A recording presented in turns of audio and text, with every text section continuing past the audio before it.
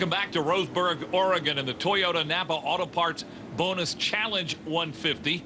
We might mention that bonus challenge, 5 races established by Toyota to be a part of it. And if you run those 5 races, everybody's going to get something. Yeah, I think every team that runs all 5 races gets $3,000, and there's some big heavy-duty money up there for the guys that maybe win some of those races. Right now, Eric Holmes is exactly where he wants to be, on the bottom of the racetrack on the inside of Jonathan Gomez. And Gomez, who started 3rd, had made his way to 2nd, and I'm not sure he's too happy about all of that, because as you see, the place to be is on the inside, and Holmes looks like he is going to take 2nd place away, and he does. Well, the reason Jonathan Gomez was in 2nd, because Eric Holmes started on the outside at the very start of the race, so turnabout's fair play. So now Holmes in 2nd place. Gomez drops back to 3rd. And the 88 of Michael Self out of Park City, Utah is running 4th. Paulie Haraka right now in the Napa car rounds out the top 5. 3 wins in this series for Haraka. Won this year, the first race at Roseville, so maybe Roseburg. Roses might be good for Paulie. Huh? That's right. A couple bad finishes, though. 29th at Phoenix and 41st at Iowa, so he needs to get the ship righted. Battle for 15th, Greg Rail in the 07, and he's up on the outside. That is not where you want to be. Caught a glimpse of Justin Funkhauser in the 51 car, completely sideways right in front of this group. It's another one of the Jack Sellers car. Oh, look at that 51 again. Having to hang on for dear life there. Wes Banks says, I'm glad I'm in front of that. And his car owner's about 3 car lengths back watching all of that. Jack Sellers. It's tough sledding there on the outside no matter where you are. Track like this, you can really overdrive the car, can't you, through those corners? Yeah, so easy to drive in the corner too hard. And if you drive in the corner too hard, slide up in the middle, and you let the guy behind you get his nose underneath you, and then you may stay out there till the whole field goes by. Battle for the lead, Mayhew and Eric Holmes. Holmes getting a little racy here, wants to try to get that fender underneath the 17. Not able to do it. We heard David Mayhew talk early in this race about how it's so tough to pass here, and you can see it right now. Eric Holmes trying desperately to find an opportunity, but it's very, very tough. No, and Mayhew is going to keep that bottom of the racetrack. If it's the last thing he does, he knows that if he gets up off the bottom, then Eric Holmes will drive right by. About the only way you can pass here, if you have a good car in front of you, like David Mayhew is, for Eric Holmes is to move him out of the way a little bit. Yeah, you know, I saw Phil Parsons do that once or twice. You know, you had that down.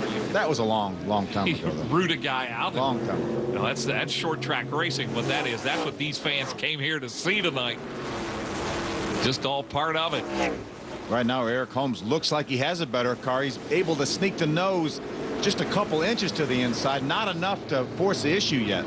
Ooh, there's some contact. Well, Holmes trying desperately to get a chance to make that pass. He took the rear bumper off of Mayhew's car. Look, there he is again. He's got that bumper. My goodness. Incidental contact. Eric Holmes, who has dominated things here. Wes Banks slow on the racetrack, right in front of the leaders. No caution flag. You're right, Phil. I don't see a yellow anywhere.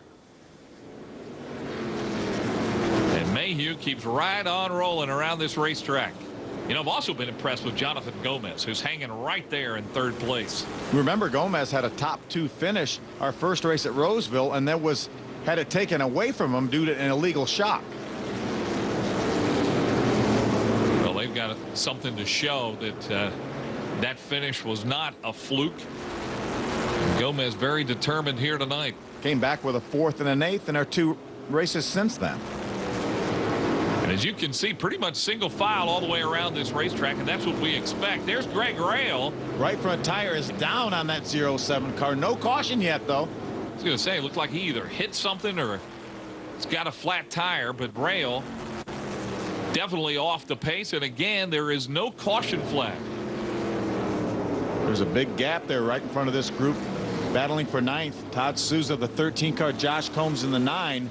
That's when Josh Combs in the 9 car is going to get impatient. He sees that big, huge gap in front of Todd Souza. That means that Todd Souza is holding the rest of this group up.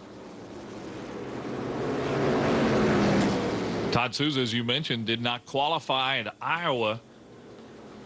really a big disappointment in his racing season. And now look at this, traffic is all bunched up here as the lap traffic with Jack Sellers trying to get around, which means you got to get up on the outside a little bit. That's where the leader really has an advantage. He gets to the lap traffic first. The flagman works to his benefit, be given the move over flag. Clearing the lap traffic, and we'll see if Eric Holmes can mount another charge on our leader, David Mayhew. They've opened up a little bit of gap. There's some more contact from Eric Holmes into the back of David Mayhew. They've opened up just a little bit of gap right now over the third place car of Jonathan Gomez. You see him right back there about 3 car lengths back. Well, when you feel that contact and you're the leader, you really have to hang on, don't you, and keep that car down low. Oh, you really do. And David Mayhew right now has not been hit very hard by Eric Holmes. Eric is just kind of trying to worry him a little bit. You know, if he's going to move him out of the way, he's going to do it later on in the race, I think. There's a spin on the backstretch. Looks like I feel that's Jonathan Hale has spun, and it is going to bring out a caution. Looks like he's stuck in the mud here for a minute. We talk about how much rain we've had. Now he's going perpendicular to the field. And he just put a lot of mud on this racetrack. Well, that's going to take a little bit of cleanup work right there as the water and the mud from the infield have come onto the racetrack thanks to Jonathan Hale. Under caution, David Mayhew, the pole sitter, is still our leader. Ready for the restart here, David Mayhew and Eric Holmes. And again, Holmes now starting up top, Phil. Yeah, he's started from the outside of the front row in the beginning of the race, lost that second spot to Jonathan Gomez. Not where you want to be, but we'll see on the restart what happens here. And look at Holmes side by side with Mayhew.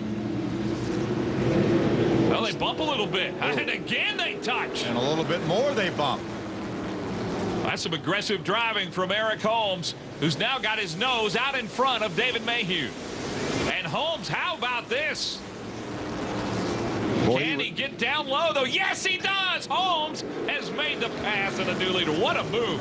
What a move. That could be a potential race-winning move right there. Very, very difficult to make that move from the outside, but Eric Holmes was able to do it. We know how good he is here. He won the last 2 races at this racetrack. Now Mayhew's going to try to stick his nose back to the inside. Oh. And that is Luis Martinez, who is pulling off the track. A lot of smoke from that car. Very rare engine failure. It looks like a potential engine failure. Very, very rare in this series with these spec engines. Yeah, you don't see many of those, and they had hoped for a great finish. Bill Sedgwick and his crew, and Luis Martinez, the driver. But meanwhile, up front, it is Holmes and Mayhew. You know, Eric Holmes had to be aggressive on that restart. He had to do what he did to try to get the lead. A little bumping and banging. I wonder if David Mayhew's going to remember the fact that he doesn't have a rear bumper anymore, and we're going to take a look at Eric Holmes' rear bumper maybe. Well, we'll see. We saw Holmes try to bump him out of the way. Battle for 7th, Blake Cook, and the 26 of Greg Pursley. Pursley, who made a name for himself at Irwindale in late models, actually was the chief instructor in the driving school there for a while. Won a race last year at Kyle, Texas. Good battle for 9th right there. Todd Souza, Josh Combs. Remember, these guys have been battling for this position the entire race, it seems like. I was going to say, yeah, it looks like those two have been stuck together since we threw the green here at Roseburg. And so far, Souza has been able to hold off Josh Combs. There's that gap again right in front of Todd Souza, up to the next car of the 26 of Greg Pursley. And it's good to see these guys out battling and running hard, especially Souza after that disappointment that he had at Iowa. But it's a long way from there to the front of this pack, and Holmes and Mayhew. You know, Souza is a former winner in this series, won at the Miller Motorsports Park in Utah on the road course. And really made a name for himself in that old Southwest tour. That was a great series. Fun to watch. Went to a lot of these same racetracks, as a matter of fact. There's our leader, Eric Holmes, who seems pretty comfortable out front. It's where he's been a lot of times here on this racetrack. Sure has. He's just about owned this place, which works out well since he's driving a Toyota sponsored by Napa, and they're sponsoring the race. Car owner Bill McAnally, as we talked about, is promoting the race.